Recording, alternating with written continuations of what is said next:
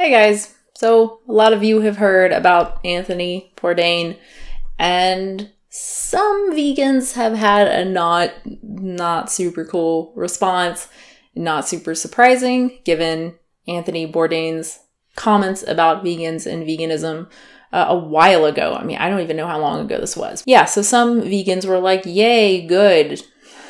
That's shitty. I mean, you already know I'm going to say that's shitty. Nobody's perfect. And I think in his case, it's not surprising at all that he was so angry and so hateful towards the idea of not eating animal products. And I think I read something that he may have softened his stance in his later years. I don't know if that's true or not. That wouldn't surprise me either. It's not surprising because if you have an interest, if you are financially tied to animal suffering, to animal exploitation, it behooves you to believe that vegans are wrong. That not only is it like, oh, I'm not interested in that, but vegans are wrong, that it's fine to eat animal products. Because otherwise, if you agree with us, if you admit that we're right, then your job is like not a good job. It's like you have to admit that what you're doing, if you're a chef, if you are someone like Anthony Bourdain or like what was that show? Man vs. Food. Man, I used to watch the show all the time.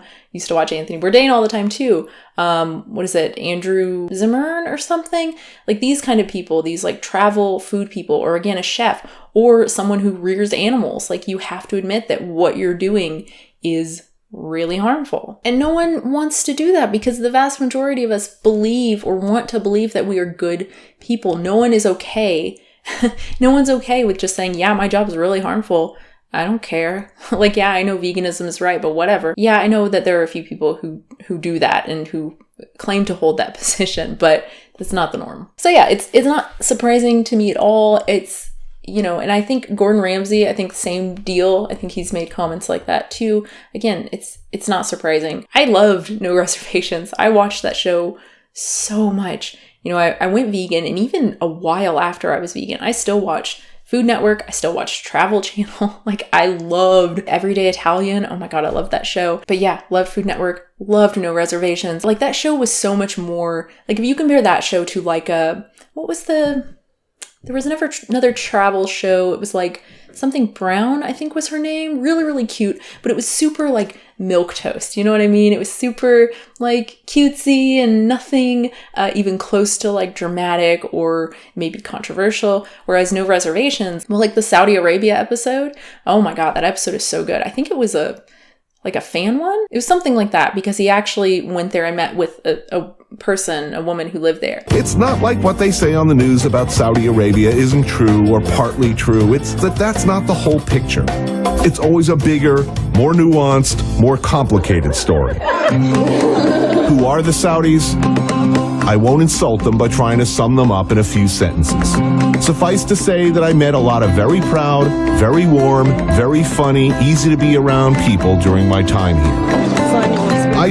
I've come to believe, have to agree with you to like you or respect you. Of course, then, the longer I was vegan, I couldn't really watch that stuff anymore, including, again, Man vs. Food and Andrew Zimmern, where he would eat all bugs and stuff like that. In Kitchen Nightmares, I had BBC. I loved watching Gordon Ramsay, the original, before it became more, more crazy and he's like really obnoxious and yelling all the time.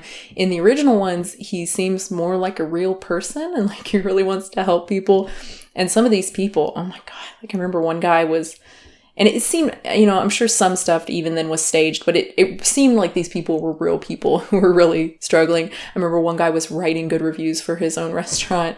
I remember one girl had this like fabulous location in France, I think, in Paris, and she'd gotten the money from her dad and she just was too lazy to do anything with it. Point is, I really liked Anthony. I really liked his show. It's obvious, but I think it needs to be said. We can still like people who aren't vegan or who even have hateful things to say about vegans and veganism, because I don't believe for a second that he really truly believe that. I think he convinced himself of that because it was easier. And I don't think that made him a bad person. I think that made him a normal person. I think there are very few of us who don't do that in at least some aspects of our life. We just cling to one belief because it's easier. So yeah, obviously celebrating his suicide is disgusting and horrible and just stupid and not helpful. It's wrong on so many levels, obviously. It also just makes vegans look even more misanthropic, which is something that I think we should be trying to distance ourselves from, right? And again, I don't think most of us feel that way at all. I think most of us realize that people are complicated and pretty much everyone has beliefs that we don't agree with, and it doesn't mean that we should shun them or consider them evil people. Anyway, thanks so much for watching, guys, and of course I will put any suicide prevention, depression, help, links, and hotlines in the description.